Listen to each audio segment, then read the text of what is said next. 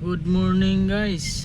Happy Monday sa inyong lahat. Nandito ako ngayon sa Pure Gold. Kumusta kayong lahat? Ako medyo naka-recover na kasi kahapon ay kagabi nakabangga ako ng taxi.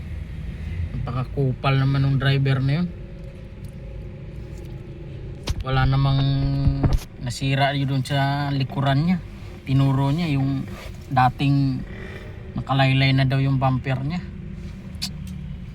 Matanda pa naman na. Sabi ko, nako, si Lord na lang bahala sa inyo. Pero wala eh.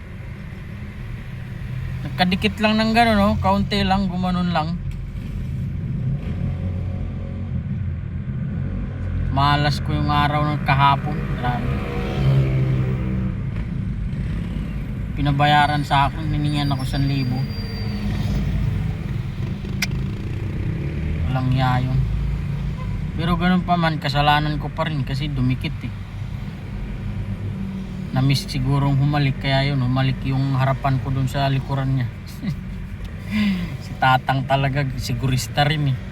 Sabi ko, andun yung pasahero ko, nag-aantay eh, wala namang, di naman na-yupi yung bumper mo, wala namang na damage dyan. Dumikit lang ng kaunti eh. Sabi niya, hindi, papaayos ko yan eh, makikita nung mayari. Sabi ko, sige na nga lang, bahala na walang kita.